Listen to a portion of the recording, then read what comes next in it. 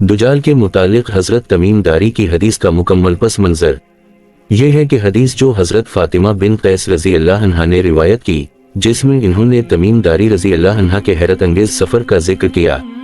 تمیم داری رضی اللہ عنہ جو پہلے عیسائی تھے اور بعد میں اسلام قبول کر چکے تھے، اپنے 30 ساتھیوں کے ساتھ مدینہ سے سمندری سفر پر نکلے۔ ان کا جہاز شدید طوفان کا شکار ہوا اور وہ تقریباً 40 دن تک سمندر میں بھٹکتے رہے۔ اس طوفانی سفر کے دوران وہ کسی سمت میں نہیں جا سکے اور سخت مشکلات کا سامنا کرتے رہے۔ آخرکار ان کی کشتی ایک جزیرے کے قریب پہنچی جو ان کے لیے نہایت پراسرار اور غیر معمولی تھا۔ جب تمیم داری اور ان کے ساتھی جزیرے پر اترے تو انہوں نے ایک عجیب و غریب مخلوق دیکھی جس کا جسم بالوں سے مکمل طور پر ڈھکا ہوا تھا۔ یہ مخلوق ان سے بات چیت کرنے لگی اور اپنے آپ کو جساسہ کے نام سے متعارف کرایا۔ جساسہ نے ان لوگوں سے کہا کہ وہ انہیں ایک اہم شخص کے پاس لے جائے گی جو اس جزیرے پر قید ہے۔ جساسہ ان کو ایک تباہ شدہ خانقاہ عبادت گاہ مونسٹری میں لے گئی جو اس جزیرے پر واقع تھی۔ یہ خانقاہ اپنی حالت سے قدیم اور شکستہ معلوم ہوتی تھی۔ جب تمیم داری اور ان کے ساتھی اندر داخل ہوئے تو انہوں نے ایک بہت بڑے آدمی کو دیکھا جو زنجیروں میں جکڑا ہوا تھا۔ اس شخص کے ہاتھ اور پاؤں زنجیروں سے بندھے ہوئے تھے اور وہ ان سے بات کرنا چاہتا تھا۔ اس زنجیروں میں جکڑے ہوئے شخص نے اپنا تعارف دجال کے طور پر کرایا۔ دجال نے تمیم داری اور ان کے ساتھیوں سے کئی سوالات کیے، خاص طور پر دنیا کے مختلف علاقوں کے بارے میں، جن میں بحیرہ طبریہ، سی آف گیلیلی، نخل بسان، کھجوروں کا باغ اور بیت المقدس شامل تھے۔ دجال ان مقامات کے بارے میں جاننا چاہتا تھا اور اس نے بتایا کہ اس کی رہائی کا وقت قریب ہے۔ دجال نے یہ بھی کہا کہ جب وہ آزاد ہوگا تو دنیا میں فتنہ و فساد پھیلائے گا اور پوری دنیا اس کے اثرات سے محفوظ نہیں رہے گی۔ شیخ عمران حسین کی تشریح۔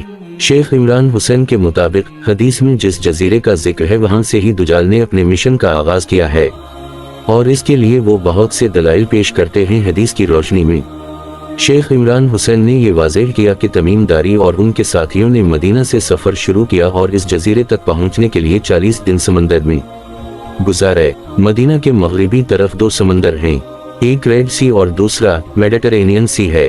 ریڈ سی میں کوئی بھی کشتی یا جہاز 40 دن تک مسلسل طوفان کی لپیٹ میں نہیں رہ سکتے، ان کو کوئی نہ کوئی کنارہ مل جاتا، جبکہ میڈیٹرینین سی میں یہ ممکن ہے، لہٰذا انہوں نے اسی سمندر میڈیٹرینین سی میں سفر کیا تھا۔ اس کا مطلب ہے کہ وہ مدینہ کے مغربی سمندر میڈیٹرینین سی سے منسلک ایک جزیرے میں گئے۔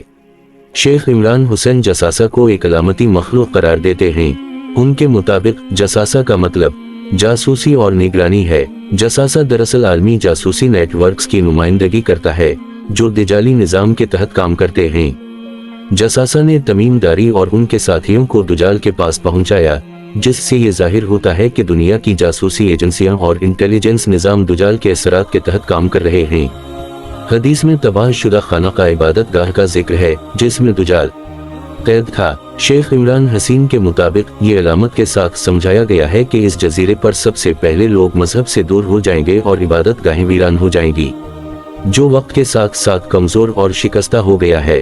دجال کا قید ہونا اس بات کی نشاندہی کرتا ہے کہ اس کی فتنہ انگیزی کے آغاز سے پہلے دنیا میں بھی کچھ روحانی قدریں موجود تھیں، لیکن جیسے جیسے دجال کا نظام پھیلتا گیا وہ قدریں تباہ ہوتی گئیں۔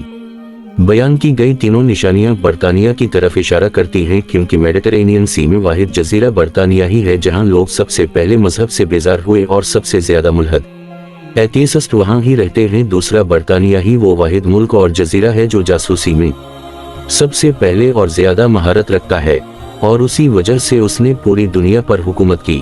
دجال کا زنجیروں میں جکڑا ہونا اس بات کی علامت ہے کہ اس وقت دجال کا نظام ابھی مکمل طور پر قائم نہیں ہوا تھا۔ شیخ عمران حسین کہتے ہیں کہ دجال کی قید کا مطلب ہے کہ اس کا اثر و رسوخ ابھی پوری دنیا پر آزاد نہیں ہوا تھا، لیکن وہ وقت قریب ہے جب دجال آزاد ہوگا اور دنیا میں فتنہ و فساد پھیلائے گا۔ دجال نے تمیم داری سے جو سوالات کیے وہ دنیا کے اہم مقامات کے بارے میں تھے۔